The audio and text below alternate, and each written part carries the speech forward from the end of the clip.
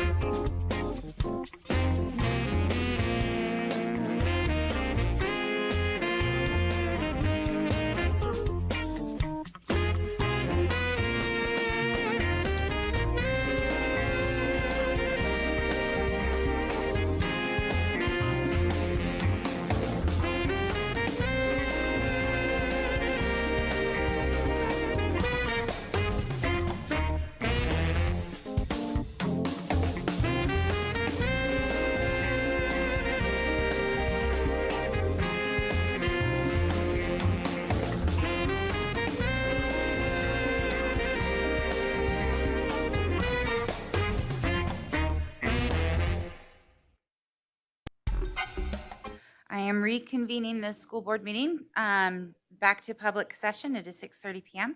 We'll go ahead and move on to agenda item 4, the flag salute. Trustee Richard Bonner.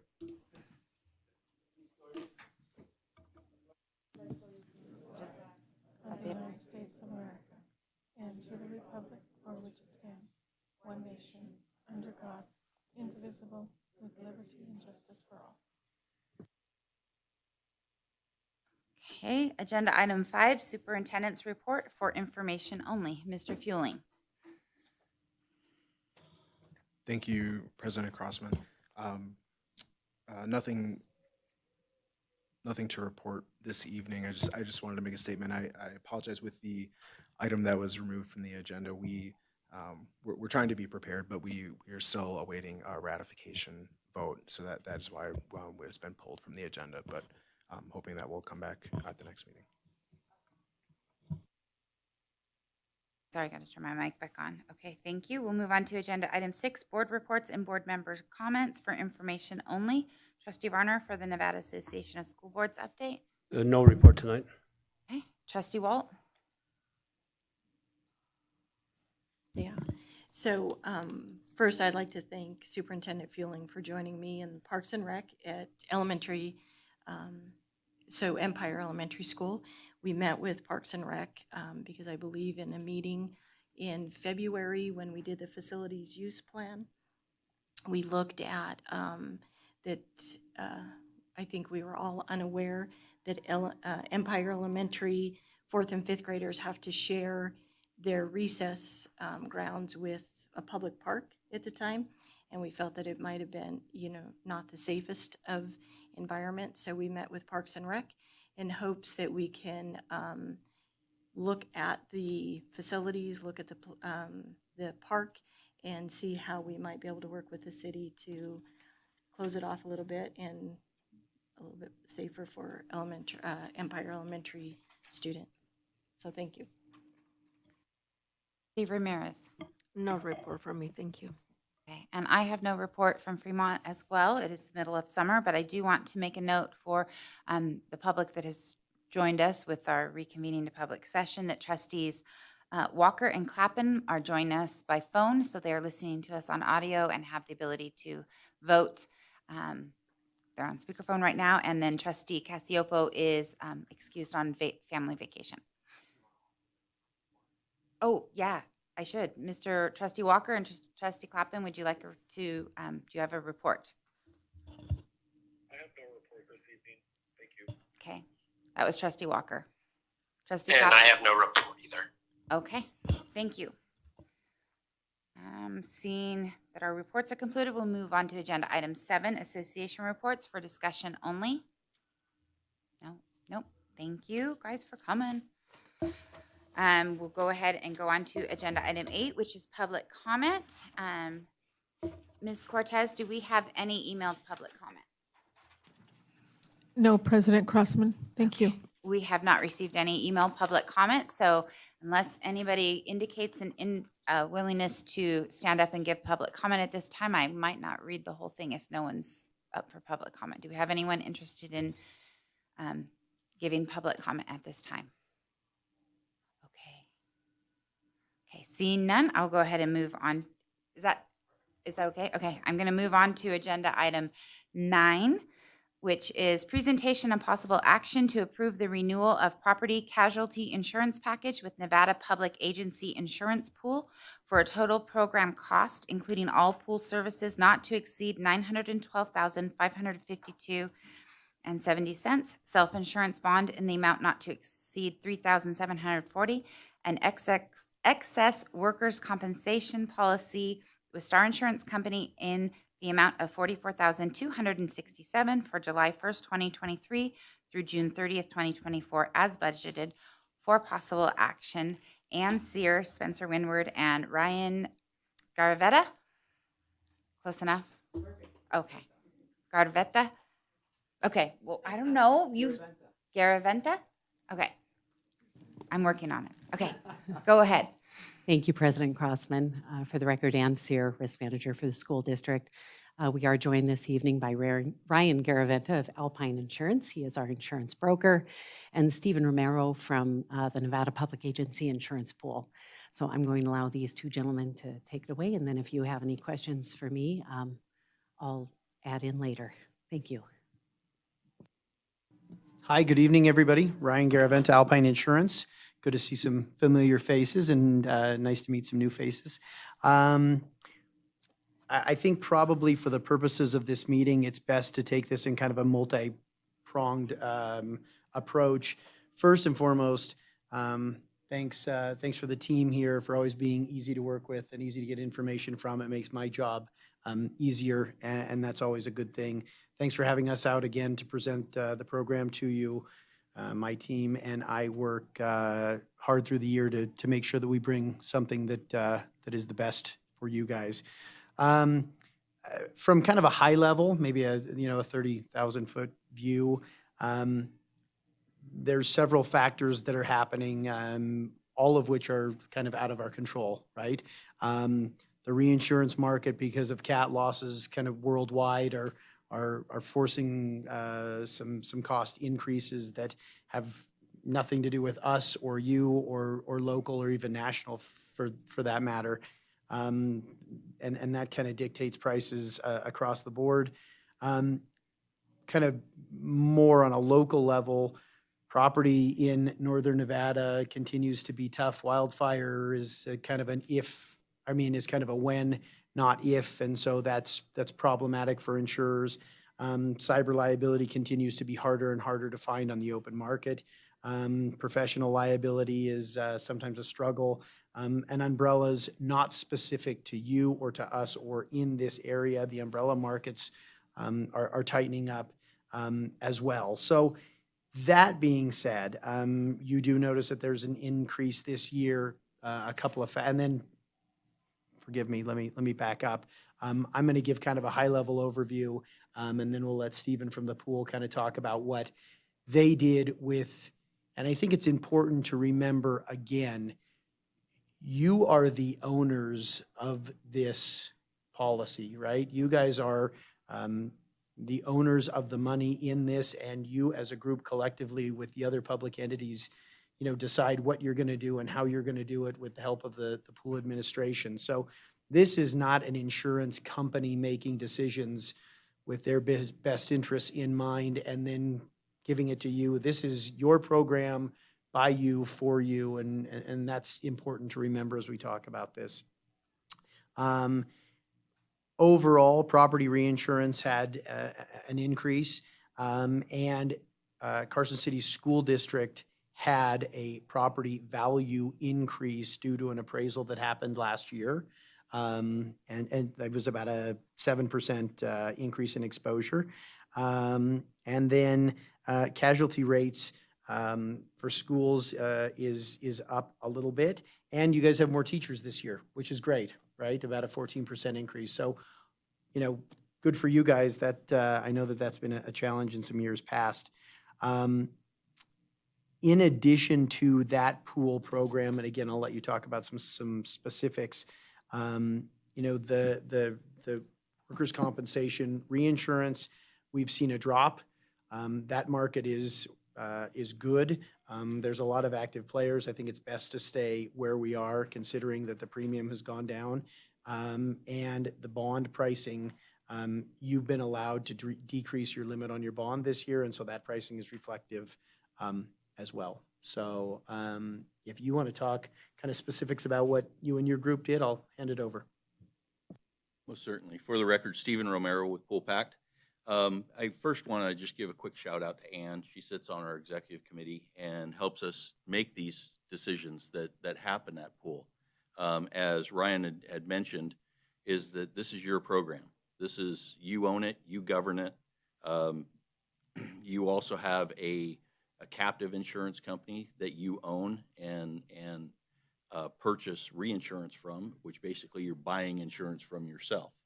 I go out to market. I'm the broker for the pool, and I go out to market every single year to market your property and market your casualty insurance to make sure that we're getting the best program that we can put together for all the members, all 141 members. So, you know, sometimes I get asked by board members all the time, you know, do you shop our insurance? Yes, we shop it every single year. And we want to make sure that we're doing the best for the pool itself. With regards to the pool and the programs, I just want to kind of just do a quick little highlight of summary of services that we've done. We've done several assessments. Most recently, emergency operations plan assessment that was done in 2021. So some of the services I'm going to talk about, there's a value to these services, but you don't pay anything additional than what your premium or what your allocation and contribution is. It's just what we have factored and what we end up having to pay out to other services. So to do that, we ended up paying out $8,000 just for that assessment that was done. You've also applied for several grants over the years. In the last 2 years, right at about just over 8,000 in grants that you've received. So our grant program that we actually have a grant program for education on risk management. So if you're sending anyone out to any kind of risk management education seminar or anything like that, automatically we have up to $2,000 per education event, 5 of those per year per members. So for you, you'd have up to $10,000 that would come back. Just the other one that we do is we have the contracted services, which you are a very strong part of, the Know Before program, which is our phishing campaign program. We talked about cyber. You talked about cyber being a very hard area and hard insurance market to get into and to keep your limits and coverages where they're at. And what this does is this does that poke and says, hey, you know, who's violating or who's not paying attention when they get those emails? Are they clicking on those things? And actually, you have a perfect user rate. So no one is clicking on anything. So fantastic. We have 1,031 users in that program. So that means that those campaigns are going out to 1,000 people. And again, no one's clicking on anything. So again, fantastic. That program, again, we have to do licensing. We purchase licensing. We purchase everything for the pool. And just for you, that's right at about $15,000 to be able to do that annually and run that campaign. We also have our e-learning sessions, and you definitely this last year have done a fantastic job in using the e-learning platform. Which nice part about the e-learning platform is your teachers or your staff members do not have to leave the community to go get education. You know, they can take these 10, 20, 30-minute classes online and it's done, it's over with. But last year you assigned 5,483 courses, 4,325 of those were completed. The year before, and this is where I say you've done fantastic, the year before you were at 2,100 with 1,900 completed. So over doubling what you did the prior year in using that e-learning platform. Again, we have to purchase licenses and things like that. So just for Carson schools, it is a cost of about almost $40,000 for just a year to make sure we have that licensing for that e-learning for just Carson. Totally, in the last fiscal period, in service-wise and kind of giving it a value, it was about $63,000 was given back to Carson through services. One thing that was just recently done through our risk management department, Jared Hickman worked with Ann and just provided a 130-page safety plan. And I know Ann's reviewing through that just to make it more on Carson's, to say this is ours. But that's the types of things that we end up also providing. Along with that, we also have our HR services that you've utilized and gone to as well. So that's really the pool in a nutshell, and it's your pool. So I'll take any questions from you and I was wondering, what is the overall increase this year, money-wise? I think last year, I think the pool cost, it was $793,279.84. This year, hold on, let me just make sure. I believe it's 912,500. 912, 552. 2.70 So yeah. it's a 15% increase over. 15%, okay. Yeah. And then I'm just curious also, I know a year or two ago, we upped our deductible from 25 to 50,000. Is that still the $50,000 deductible? Yes, we're maintaining that deductible. Maybe in the future, we might want to look at increasing that again, but for the time being, I think it's best to just wait and see how we do with that 50,000 deductible. And one final question, if I could. How many claims did we have last year? And what was the cost of those claims, I guess? I actually do not have your claim information because this year we're really not, the reason for any kind of the increase did not come from claims that occurred by member. Really what it was it's a lack of capacity within the marketplace. And capacity meaning the dollars that are out there that people are willing to give to insure risk. It's kind of that old adage. It's the supply and demand adage, where the supply right now of capacity is very small, demand is very high. So the people that are supplying that capacity can charge pretty much whatever they want. We actually negotiated. I was actually just on a call with my London broker this morning, just checking in with him. He's been receiving anywhere between 25 to 40% increases on property rates. We received a 17%. So way under what the normal market had been receiving from the London market. And that was twofold, from our longevity within our London market in our property program, and also our great claims history that we've had with our London market on property. Trustee Varner, I'll just add to that. I don't have specific numbers for you, but we have not seen any increase in claims frequency. Our number of claims year over year is pretty average, typical for. Yeah, I'm just rather than curious, what kind of spike or- claims are we seeing? Are we seeing a lot of injuries to employees? Are we seeing a lot of auto accidents? What kind of claims? So maybe you can get that to us later on.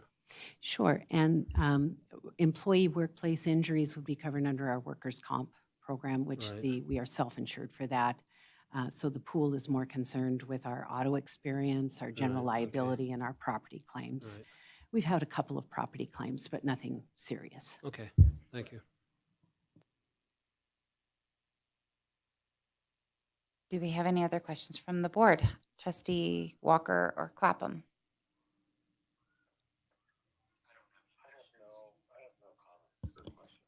Okay, go ahead. Okay, Walker and Clapham have no questions at this time, but Trustee Walt does. Thank you.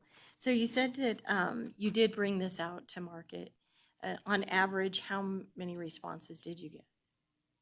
So that's a good question. We took this out to market outside of the pool this year. And although there is some interest, we are not getting to the point in the open market of getting anything firm. And I think the other kind of comment and concern that Ann and I have is, again, although we may be able to get close to duplicating the limits that you currently have, the problem is in the open market, those limits will be yours and yours alone. And the market will dictate the availability of that coverage in the future. So the concern is we leave the pool, your buying power goes from this much to this much. We go out into the single marketplace, and for any reason, capacity, claims, availability of coverage, et cetera, if we lose a line of coverage, for example, cyber becomes something that we get priced out of the marketplace or just can't buy. Abuse and molestation becomes something that's not available to us anymore. Every one of these components is distinctly and separately as important as the other. And I think the comment and concern that Ann and I came up with is, unless we had an insurer come to us with a product that was so complete and so much cheaper that we were willing to take the risk to say, we're going to leave the pool and everything that we know and have known for such a long period of time and roll the dice to go out on our own, there is so much uncertainty with the availability of that coverage moving forward. And we have not gotten to another place again this year of somebody saying, yes, we'll come in and write it at a 50% discount. Is that worth it to move? Then we'd have a whole different conversation. We're getting to the point in the conversation of people coming back and saying, we think we can come in and we think we can be competitive on price today. How far do you want to go with this? And I think the reality is, until that answer is not, we think we can be competitive, if we get to a point that it's like, yeah, we can come in and cut it in half, that gives us a reason to say, okay, let's see this through. We are not there. And the open market is not there at this point. But the pool goes out and gets, so that's, I guess that was my question. Sorry, I is- took you Yeah, in a completely yeah, different you did. direction because we are also, Alpine Insurance is also trying to do our due diligence Right, right, and right. doing stuff outside of the pool Yeah. for you. Sorry, I went in No, a I can totally different appreciate that. direction. I Sorry. can appreciate that, but on the pool side. On the how- pool Trustee Yeah. Walt, if I may. Yeah, So, sorry. You're right. The pool goes out and shops all lines of coverage. And there are, as you know, several lines of coverage. And the nice thing about the pool product is that they have packaged all of that together and they're underwriting all lines. So 2 years ago, Alpine Insurance went out and did a very thorough marketing effort. I completed 35 applications. We had a few lines of coverage that were competitive, and then the property came in and just blew it all out of the water. And that's pretty typical. There's a real difference here when you're dealing with, 142 public entities that have pooled their buying power together. That's almost like the difference between an individual investor and an institutional investor. We just don't have access to the products that they can access when they're buying at that level. So to add on to Ann as well, she's right with regards to having the buying power. So we took to market this year, and I talk about property a lot because that's our largest area, and our, especially on Carson schools, is the driver of the contribution. Just because you have, $333 million in property value. But the pool as a whole, I took $6.5 billion to market. So, that is, whether you're going out to go talk to someone and say, well, I have $333 million versus I have $6.5 billion, they're going to help me out a little bit more when they're seeing that $6.5 billion. Oh, do we have any other questions from the board? Oh, go ahead, Trustee Varner. Polpack may not know this, but NASB, Nevada Association of School Boards, is putting together a certified public officer course, training course. And I think it's being reviewed by Polpack now to see if you guys will support that. Do you have any update on that at all, or are you aware of that?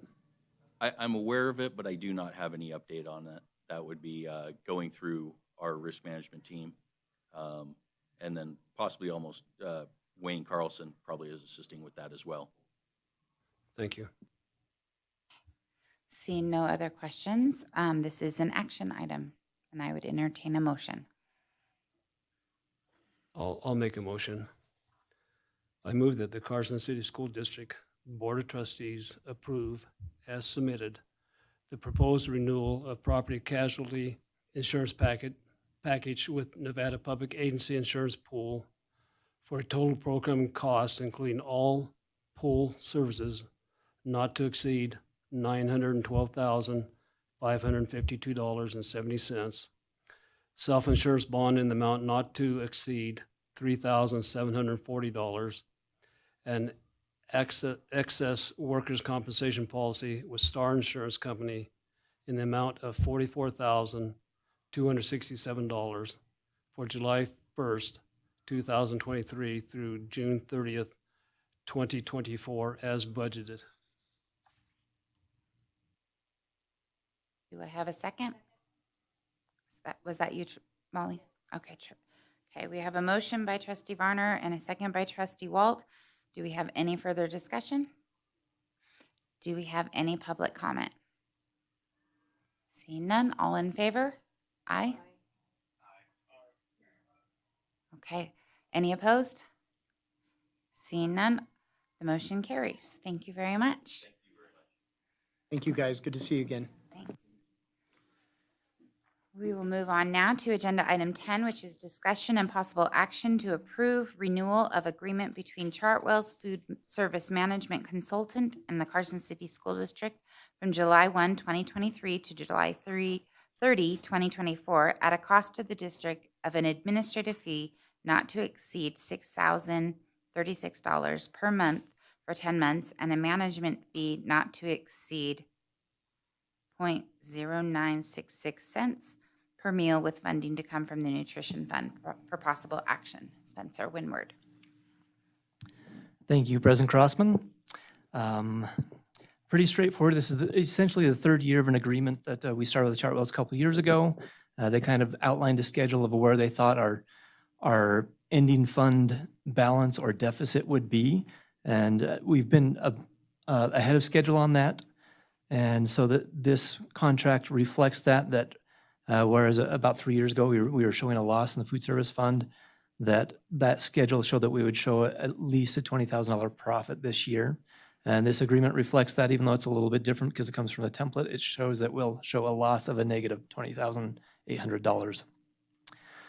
We've been very pleased with the service that Chartwell's been provided us, and especially this last year where we've been out from under the dark cloud of COVID and can start to return to normal in some of the things and some of the intangibles and value-added benefits that they've been doing in some of their meal choices and nutrition education has been greatly appreciated out at our sites. I would welcome any questions you may have regarding this agreement. I noticed under the nutrition plan, fresh fruits and vegetables program isn't checked. So where do they get, because I know they get fresh fruits. So if it's not through this agreement, where do they get their fresh fruits? The Fresh Fruit and Vegetable Program is actually a USD or a NDA grant program that they don't participate in, and that brings, it would be a fairly small amount of money to provide vegetables, and it provides a chance for kids to try fruits and vegetables that they don't normally do. It is a pretty small dollar program, and they've opted to not go get that grant funding, but to provide those vegetables through their buying sources that they have. Do we have any other questions? Trustee Varner. A while back, we received some feedback about concern from a parent about the prepackaged cereal that the kids are being given for breakfast, like Cocoa Puffs or whatever the case may be, and they felt that it was getting too much sugar. Has that been addressed at Chartwell at all? I think some of that is just some perception of seeing some name brand cereals that you might buy on the store shelves that are very sugar laden, that also make and market similar products with less sugar that fall underneath the guidelines that that Chartwell's must follow for nutrition reasons. And so even though it might be a Trix breakfast cereal bar that looks just like what you'd get off the grocery store shelf, it has considerably less sugar on it. And everything that they do serve is in compliance with the dietary guidelines that they must follow. All right, thank you. And to add, I've had the pleasure of sampling some of their breakfast bars, and there is noticeably less sugar in them than what you can buy on the store. But kids associate that name brand and that thing, and that's what they like to see. And by using some of those things, both the companies that generate them understand that, hey, that there's a market for that. So they produce those with less sugar than they do on that. And Chartwell's also uses those things because it decreases food waste and increases what kids eat because they like to see those brands they recognize. So if we get contact again, that would be the answer we could give the concerned parent? For sure. Okay. I'd like to add that I went and observed what the kids were eating. I was very impressed. So I think that this is a very good plan. And I'm ready to make a motion if there are no other questions or comments. Okay.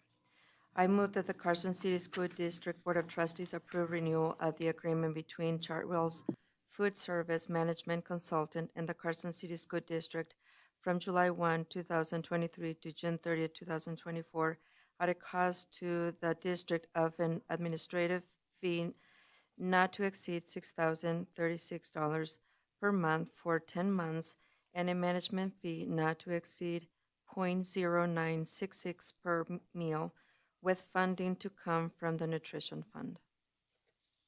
I'll second it. We have a motion by trustee Ramirez and a second by trustee Varner, and my apologies to trustee Walker and Clapham. I answered that we had no further comment before rather quickly without consulting to you. Do either of you have comments on this item? I do not.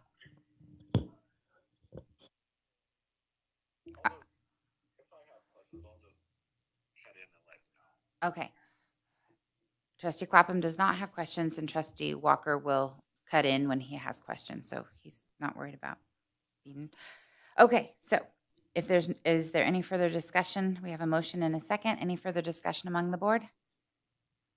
Any public comment? Seeing none, all in favor? Aye. Aye. Aye. Any opposed? The motion carries. We'll go ahead and move on to agenda item 12, discussion and possible action on recommended approval of the July 1, 2023 to June 30th, 2025 tentative agreement with the following Carson City School District Bargaining Group, Carson City Administrators Association, CCAA, with a possible fiscal impact of $632,662 as budgeted for possible action. Mr. Andrew Fueling. I didn't expect that to be a tongue twister like it was, but it threw me.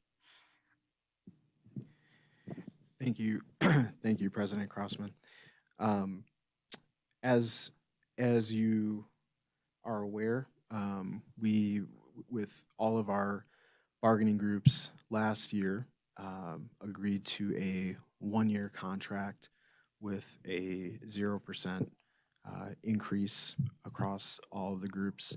I think really in hopes of seeing some improvement here after the legislative session.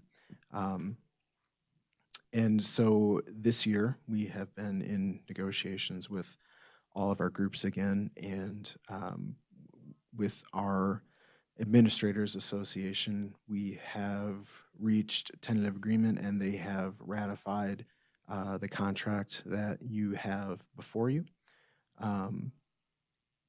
It's effectively an 11% and a 2% increase for the group of administrators, with a $10,500 per cell increase in the salary schedules in the first year and $2,000 in the second year. I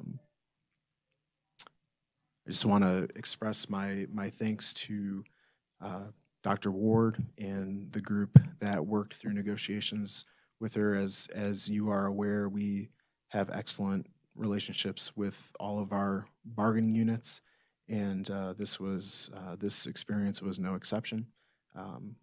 So excited to be able to bring this to you this evening for consideration for approval. The contract is a 2-year contract, so it'll take us through the next 2 school years. Thank you, Mr. Fueling. Do we have any questions or comments? Hey, Laurel. Yes. Member Walker, I just want to say that, I've been criticizing the legislature because they haven't provided funding that can be used for improvements in the district, including salary advancement. And so I'm just happy that we have this opportunity to really work with our administrators and other employee groups and hopefully start to can make a difference in compensation for their positions. Thank you. Do we have any other questions or comments? Trustee Walt? So we just had some questions over some like added language and maybe the reason for. So from the last year's contract to this year's contract, section 1.13, regular workday was added. And if you can just, for the reason why. You know, that, because before it never specified like a certain amount of workday.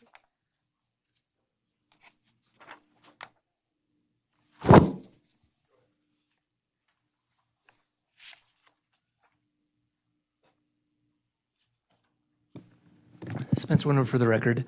The main reason for adding that is kind of, there are a lot of statutes in NRS that base off of what a defined workday is. It doesn't really change the expectation of what we ask our administrators to do, but that day does define in there a set day that we can use on any type of calculations, on any type of evaluations for their sick leave, particularly when an administrator retires, then that's set and it's very clarified on what a workday is, as well as for any sick leave or annual leave that they use. That does give us, and it's very well defined of what a workday is for them. So there's no, well, actually I put in 12 hours every day, so I'm going to expect to get 12 hours of sick leave per Okay. to earn. So that is the main reason for that. It came at a recommendation of Mr. Locke as well, of getting something that defines that very clearly for our administrators who are exempt employees. Okay.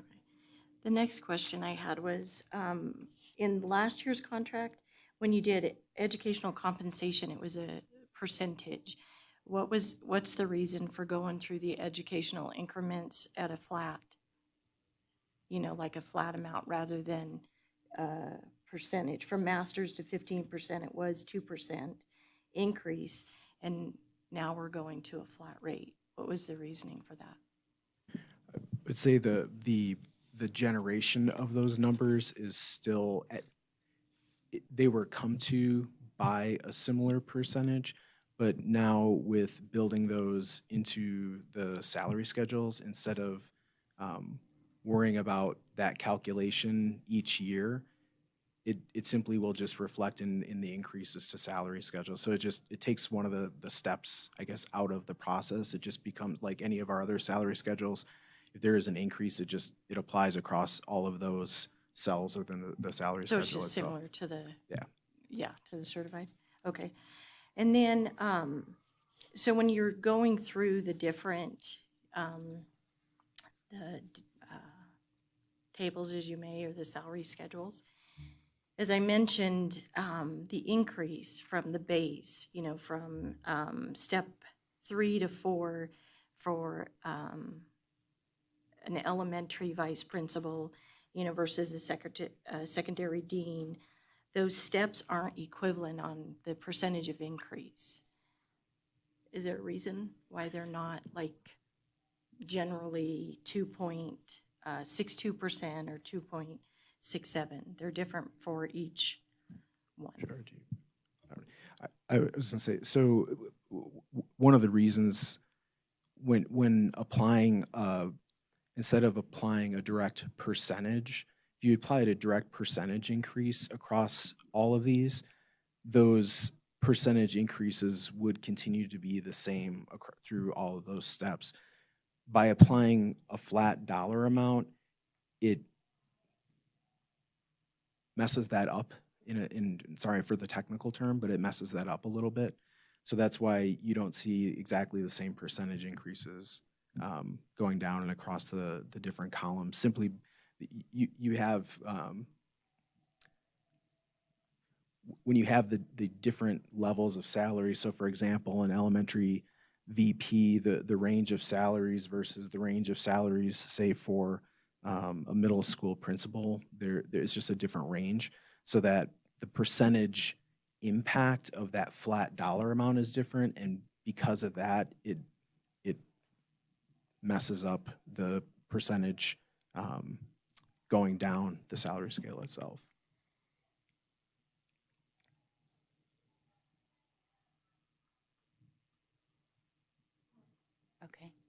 Do we have any other questions? Trustee Walker, Clapham? Okay. Okay, seeing that this is an agreement that has been ratified by the bargaining group and it is up for possible action, I would entertain a motion at this time.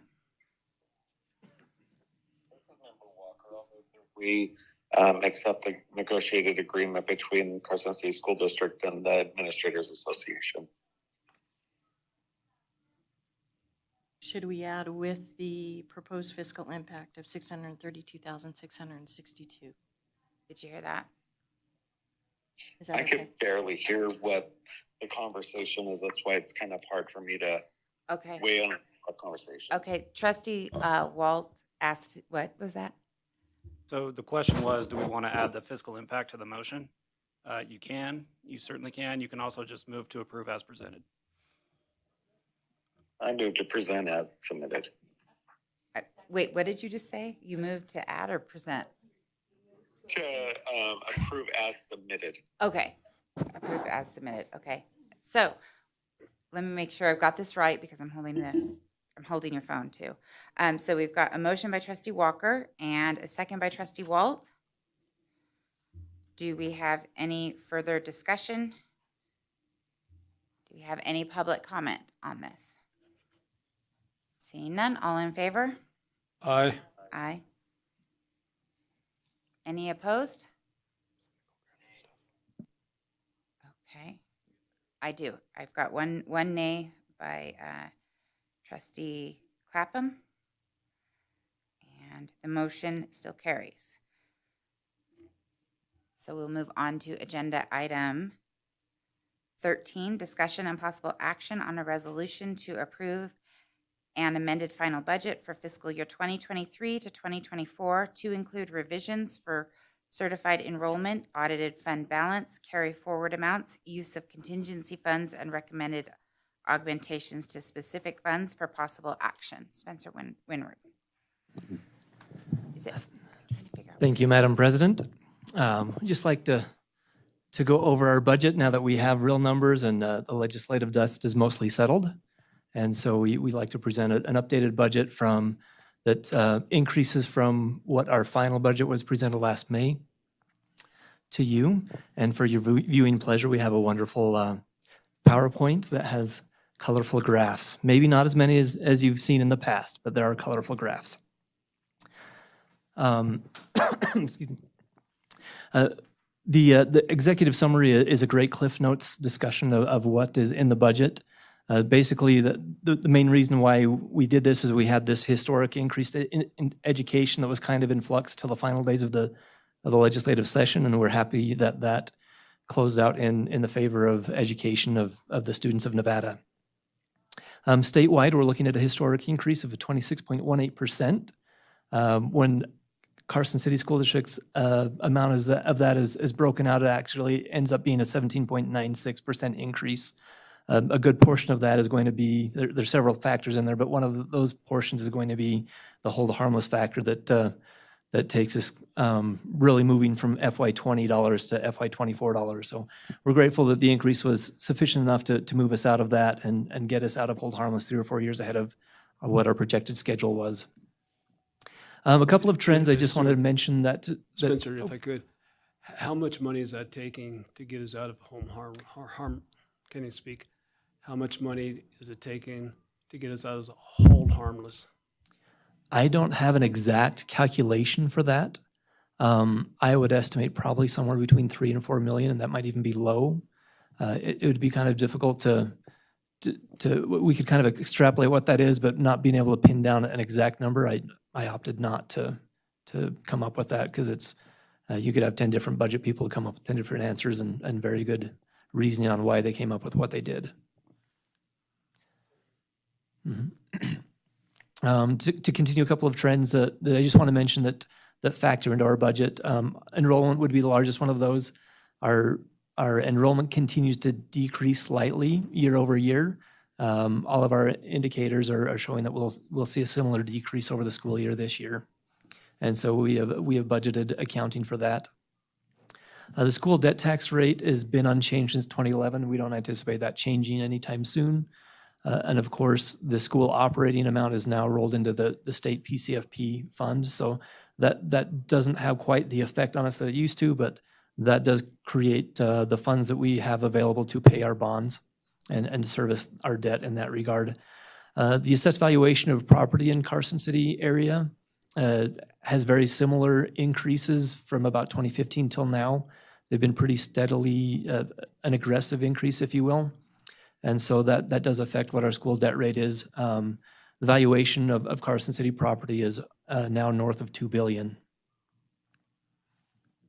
Any questions or comments to this point? All righty. Continuing on, I've got a graph here that just shows our revenues and how they're broken up on the funds that we have. As you see, the general fund is a lion's share of what we have to provide the services that we do for education of students here in our district.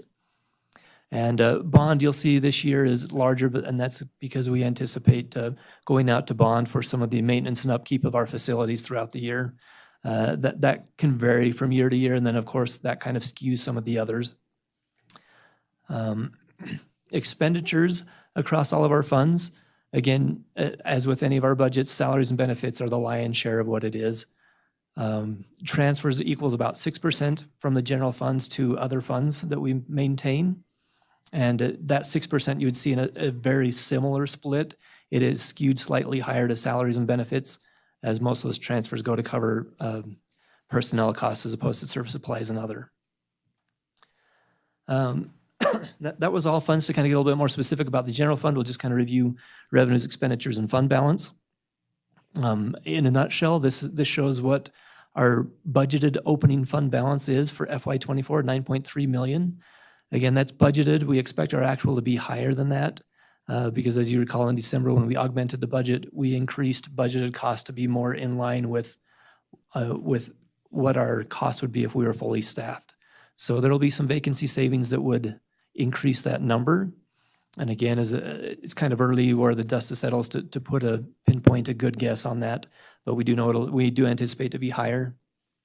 Our revenues for this year for general fund are $79.7 million, and our expenses based off what we've budgeted for, which includes the negotiated amounts that we're anticipating, would be $80.6 million, which leaves us a deficit just shy of $1 million. And again, that is more kind of based on if we are fully staffed. If we have any vacancies throughout the year, we would anticipate that deficit to be slightly less, all other things being equal. And that would leave us with an ending fund balance at the end of next year of $8.3 million, which would be 10.4% of our expenditures for the year.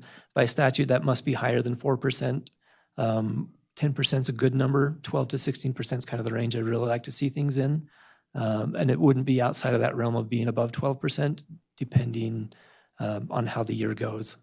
And also, once we do have any savings from the FY23 factored in that we would see after our financial audit for FY23.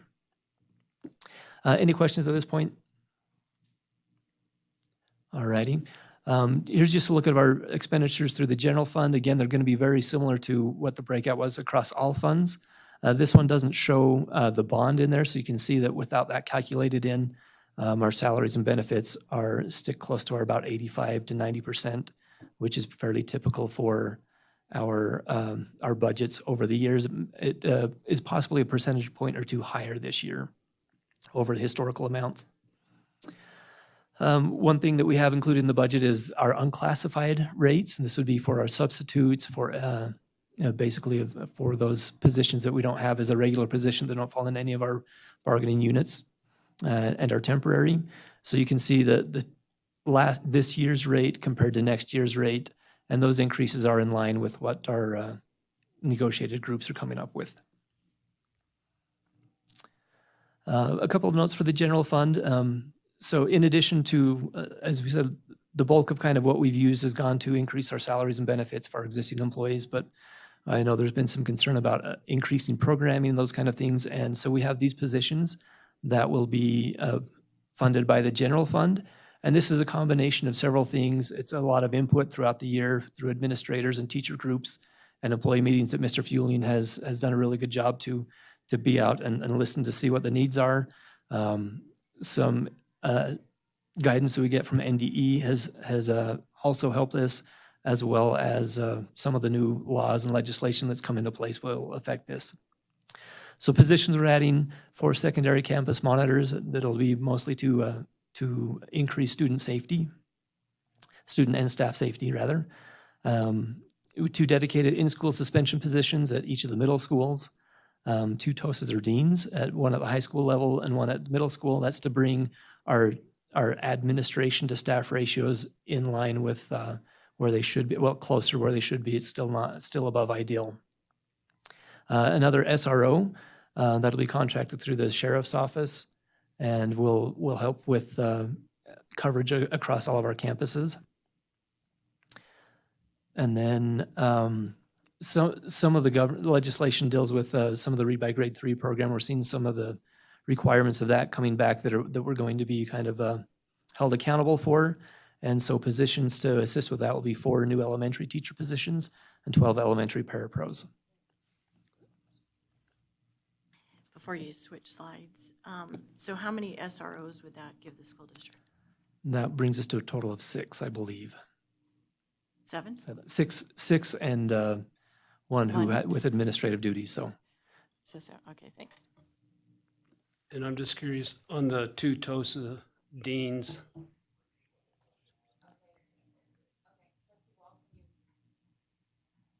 Yeah, so I just asked how many total, with this one addition of SROs, what would be the total? And the answer was 7. Did you hear that? Yes, thank you so much. Okay. Trustee Varner? yeah, I'm just curious, on the 2 TOSA positions for the deans for the Carson High, Carson High and Carson Middle School, is that on top of what we have now? So there'd be an additional dean at each school? Yes, those are new positions on top of positions. what we have existing. And the Eagle Valley only will have 1? Yeah, their student ratio was a little bit better than those other 2 schools, student to staff administration ratio. And I would add, AJ Filling for the record, I would add too, we did an analysis of behavior data, discipline issues at the schools.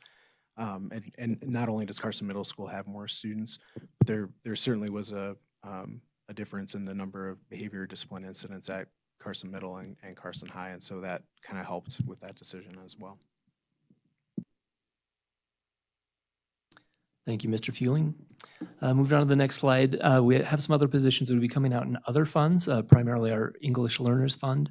With the funding that came out this year, we would be providing 4 new parapro positions specific to EL and 1 new teacher for that as well. And so that will also help meet our student needs that we have. One other thing that we've been able to do is kind of lessen the fiscal cliff that's been looming over us from ESSER. And so the following positions here will be moved back into the general fund so that when ESSER fully sunsets, it won't be as abrupt as what it could be. And that'll be moving 1 work-based learning coordinator back to the general fund and moving 1 counselor back to the general fund. So these are not new positions, but just positions where we're transitioning the funding back to the general fund in those 2 cases from ESSER. And then additionally, there's additional EL funds. We'll be moving 8 parapro positions from ESSER to the English Learners Fund and 10 interventionists from ESSER to the at-risk fund. If we're moving those positions from ESSER, which I agree with, how much money is going to be left over to be used on the ESSER funds, and how are we going to use that? So within ESSER, one of the two of the ways we're using that next year is providing a service, and I believe I've mentioned it previously, Care Solace, which is a kind of a mental health coordination service that we're expecting to continue with another grant thereafter, but at least for 3 years, where students, families, staff can use that to coordinate mental health services for themselves or for a child that they are in care of. Another is a company called Paper that provides online tutoring 24/7 and we're looking at doing that grades 6 through 12. And that as well, we're looking to do that over 3 years, but this 1 year using the ESSER dollars, spending down the ESSER dollars. But the purpose to that, and we'll share more about this in the future, but basically if a student is studying AP Calc and it's 11 o'clock at night and they need help, there is a live tutor in chat on the other side that can provide service. So in terms of you have to remember too, one of the bigger purposes of ESSER 3 is that there has to be a significant portion of that spent specifically on learning loss. And that paper is a good example of something that can certainly help students with some of that. Yeah, good, I agree with that. What would be the cost savings to the general fund if we didn't move the 10 interventionists into the general fund? The interventionist cost, I think, is projected around $1 million altogether.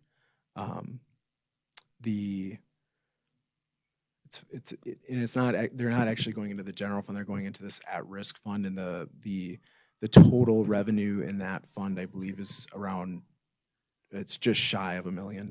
So it's effectively using up all of those funds with those positions.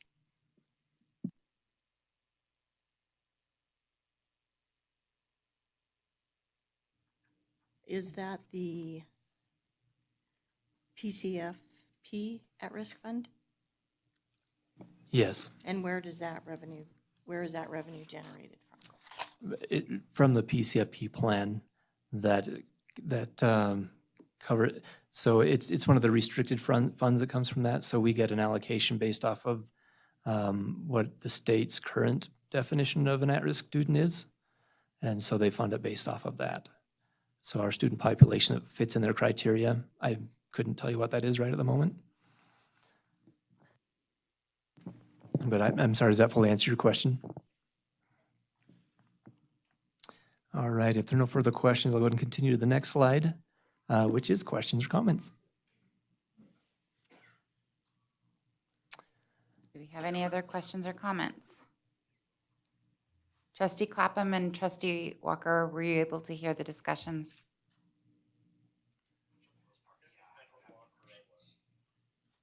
Okay, so you both started talking at the same time. So Trustee Clapham said for the most part, he was able to hear, and Trustee Walker, what did you say? I was saying that I was able to hear the discussion.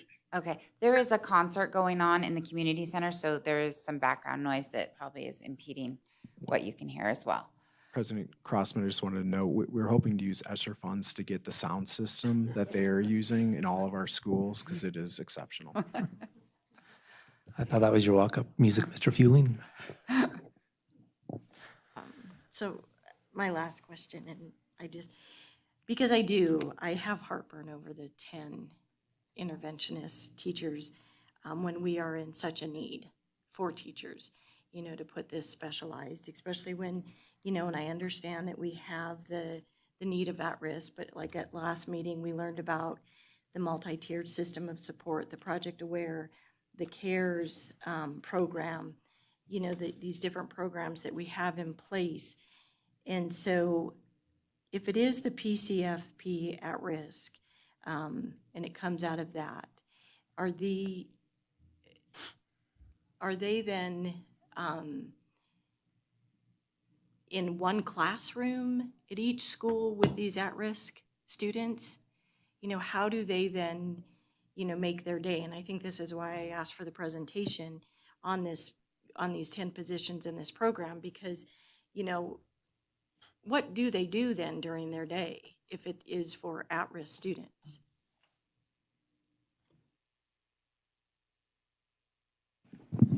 Good evening, Tasha Fusum for the record. Right now, the challenge has been at several of our schools is exactly what you're saying, hiring. Several of our schools, although we allocated the positions this past year, were not able to hire because they prioritize having classroom teachers in the general education environment. That being said, each school manages their intervention program slightly different, in a different manner. Dr. Ward can actually come speak to how Fremont's utilizing that allocation if you'd like, but I do have, and I have emailed you about doing a presentation when our schools are back in session and having a couple of the more, the schools that were able to have more involved intervention programs come and present to you what that looks like. In some cases, it's a pull-out model where those teachers are pulling students out of general education environment time during what elementary schools have deemed as what I need time so that they can do reading interventions with smaller groups of students. In some cases, schools have had to use them for behavioral support because they've had students who are requiring individualized behavior plans that are not in special education. They're general ed students that therefore need additional support. Those gen ed teachers need assistance managing the individual student behavior along with then the regular class. So it's really, those positions were given to schools to utilize in the manner that best fit the needs of their individual schools. But out of 10 schools, I believe, I'm thinking, I don't have this actually down on paper, but I think only like 5 of the schools were actually able to hire teachers this year. We have a couple schools that instead hired paraprofessionals to support classrooms. And in some cases, we had just vacancies because they didn't have, like at Carson Middle, had a vacancy all year because they had to take their interventionist and put her back into a science classroom because they were short science teachers. So it's difficult to do a full presentation on here's what an interventionist does because it really has to be dependent on the needs of the individual school and how, what they're seeing occurring with their students at the time. Thank you for that explanation. I appreciate it. So then, like, say for a school that an interventionist may be part of the behavioral, then they would complement the multi-tiered program, systems of support program, by pulling that student out. They would complement and help and work with that program. Correct. That's actually how we're supporting, and I appreciate you pointing that out, Trustee Walt, because that's really the intent, is for the schools to have an interventionist to do exactly what you're saying, that is support tier 2 and tier 3 intervention needs of students. Within a multi-tiered systems of support structure, you have behavioral as well as academic that fall onto the regular classroom teacher. The mental health leg, if you will, the third leg, that is where school social workers and counselors, et cetera, come in. That's where Project Aware is assisting. But a regular general ed classroom teacher has to still manage the behavioral issues of the students as well as the academic concerns of the students, as well as addressing the needs of their entire class. So having the interventionist at each site, that is where schools are utilizing those folks to support the tier 2, tier 3 interventions in the MTSS structure.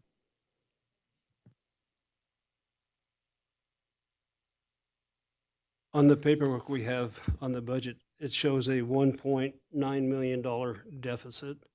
And I think you presented it's going to be around 900,000. Is that correct? I apologize. That is about 900,000 without the contingency of $1 million.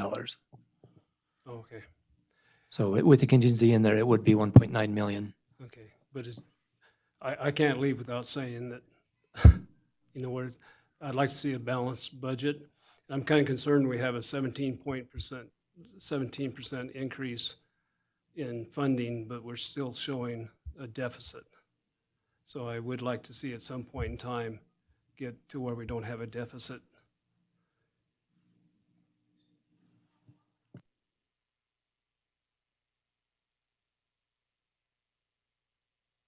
Are there any other questions or? Yes. I just have a follow-up, almost question, comment for Ms. Fuson. I think probably Molly hears some of the same things I've heard. And I think the confusing thing is for interventionists, when you hear from people working in schools, it's kind of like there's different grades of interventionists. There's some that do work with kids, and then there's some that don't. And so I hear nothing but praise about like when they're working with the kids, but I'm wondering how many are not having student contact time. And I think maybe when we really delve into it to get that understanding, because it's hard for us to clearly understand what people are saying or complaining about sometimes. Thank you for the question. I can answer that very quickly, but we'll do more in-depth on that. Each of our elementary schools actually uses their title budgets, which is not general fund and not state funded, it's federal funded, to pay for instructional coaches. So their instructional coaches at their schools assist with curriculum, supporting teachers with mentoring them on site, and other associated responsibilities or duties. So those are not interventionists. In some cases, Dr. Ward is probably one of the exceptions to that actually has her instructional coach on site do intervention classes and programs as well.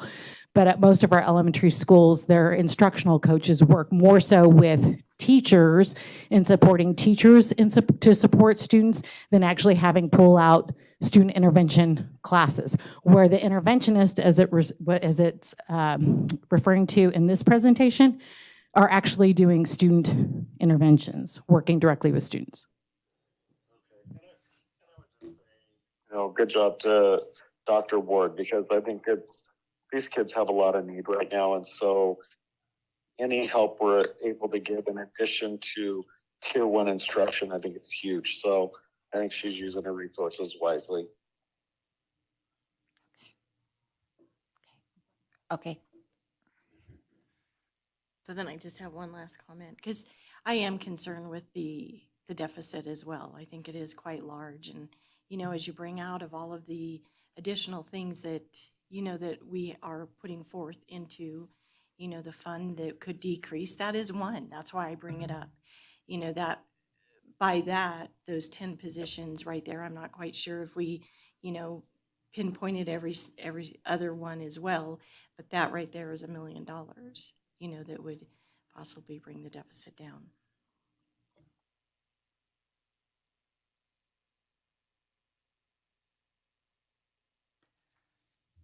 Okay, do we have any other questions or comments? It is an action item. I'll make a motion. I move that the Carson City School District Board of Trustees adopt the amended final budget for fiscal year 2023-2024 by approving the resolution and transmittal letter, and further instruct the Director of Fiscal Services to file the necessary documents to comply with NRS Chapter 354.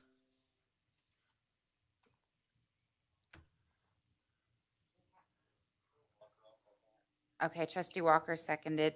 I heard it here before I could get, I didn't get you to the mic in time, Mike. Okay, motion by Trustee Varner, second by Trustee Walker. Do we have any further discussion among board members? Do we have any public comment?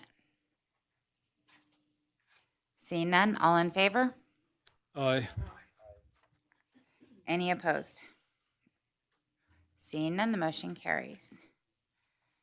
Move on to agenda item 14, which is discussion of the Nevada Association of School Board, NASB nominations to be considered for recognition during the 2023 annual conference for discussion only. In your packets, you will notice that you have the categories of nomination categories, and if anyone is willing to help write, usually what the process of this is that we nominate somebody and then we write a letter in support. And the goal is always to have it done well before the deadline of Friday, August 4th. And usually what happens is a few of us are writing them August 3rd or the day before in the morning of. So I am not available on August 4th this year to write them. I have a prior commitment. So any help that we can get would be great. So what we can do at this point is discuss if anybody has anyone that they feel strongly about nominating, or if we want to go forward with it from here. Just a reminder, reach out to people to get letters to support, because staff members can often help. Molly, did you have a question? I do, because where it says, please do not exceed 5 pages of supporting materials. Is that from like Oh, some one people. letter? No, some people do those letters. So yeah, we try to keep it to one letter, One page, one letter, One, one one, page? one letter, one page, because the nominating committee reads nominations from all 17 school districts. And the stack is like really big. Trustee Crossman, if I could, just, there have been times in previous years where they've also provided like supporting documents, like maybe an article, you know, if we've nominated somebody for the newspaper award or given the various categories, we've, in some cases, a supporting documentation has been provided along with the nomination letter. Thank you for that clarification. So sometimes there's a newspaper article about something that's happened that we would include that as well. So does this mean 5 pages per district or like 5 pages per person? Like I can, Okay, so I'm so confused. as a district, what we try to do, what we have done, and it's usually recommended to do, is have the whole district nominate one person and then everyone signs it. I suppose you could have a split board that nominates 2 different people, but lately what we've been trying to do is have the entire board in support of the nominated person. So, and what we've done in the past is had, you know, if someone wants to nominate a particular individual, then they take responsibility for helping to secure their support information. President Crossman, just to clarify. Okay, sorry, I'm Some putting, of, good, some of the categories will allow for 2 nominations per district. yes. So a lot of times it's 1, but sometimes, like I'm looking at the district level administrator of the year and, you know, we could nominate up to 2. So there are numbers on different categories.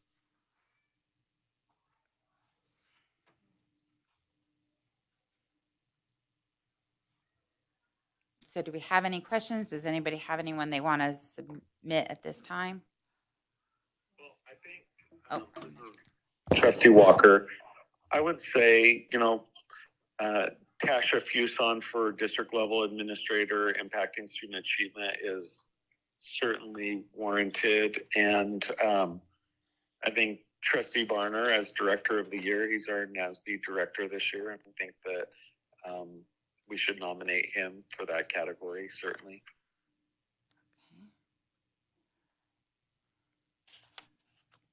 I'd like to see Robert Chambers nominated for School Administrator of the Year. okay.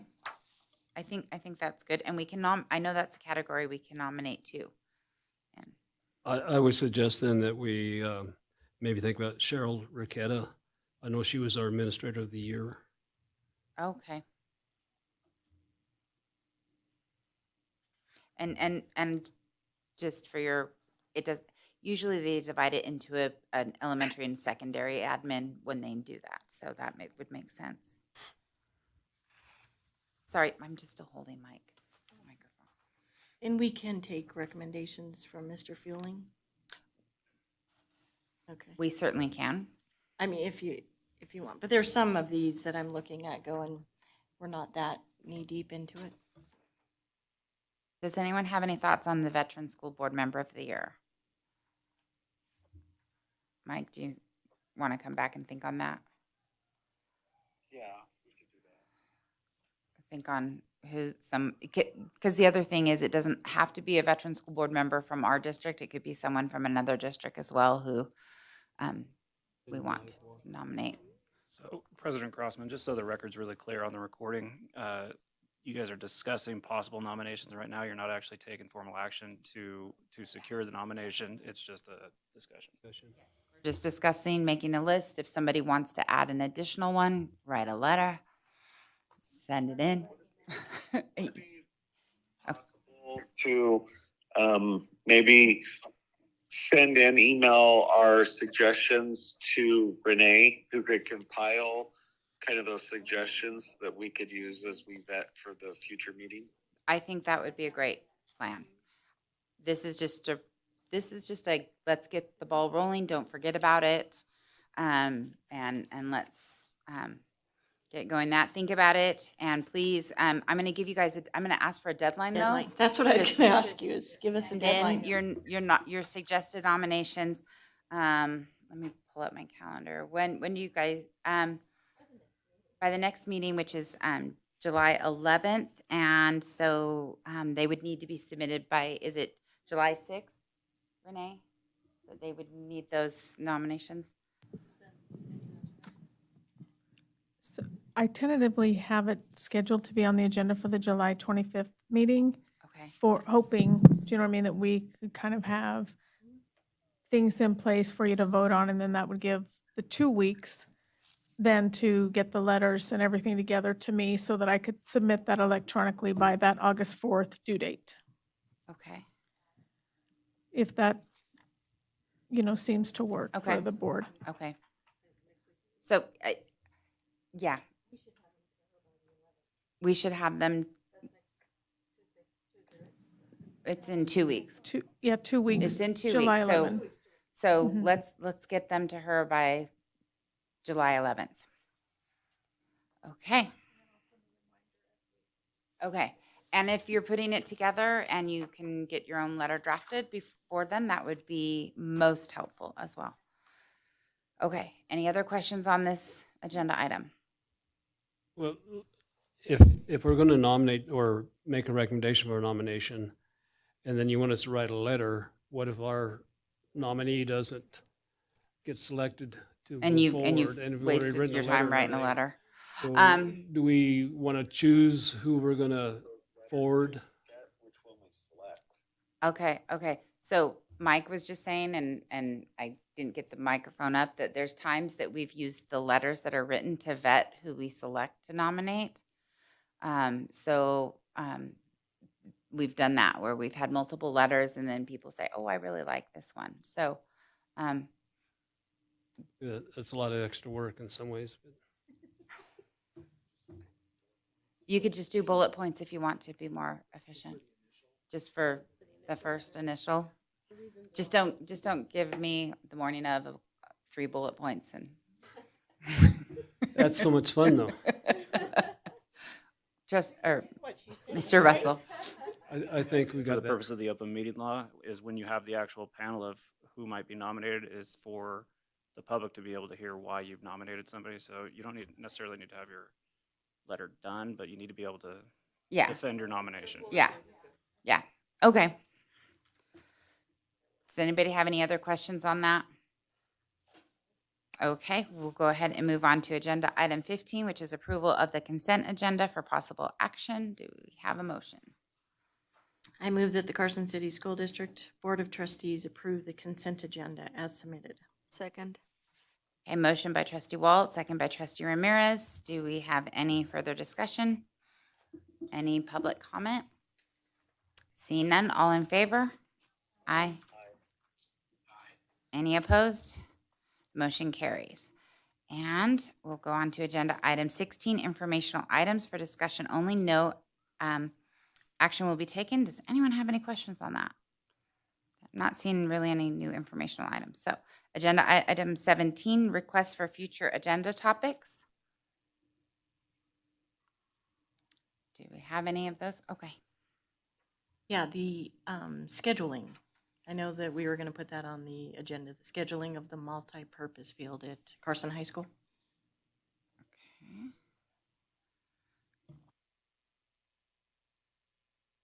That request in. And do we have any other at this time? Okay, seeing none, we'll move on to agenda item 18, which is adjournment. And I would like to thank trustee Walker because he is in Atlanta and it's almost 11 o'clock his time. So thank you for sticking with us. Thank you for calling in trustee Clapham as well. I know that that's a hard way to participate in a meeting and we appreciate your commitment. Well, and I apologize if I missed them. Some of the discussions were a little harder to hear than others, so I was doing my best to gather all the information being presented, so thank you. Thank you. Okay, we are adjourned.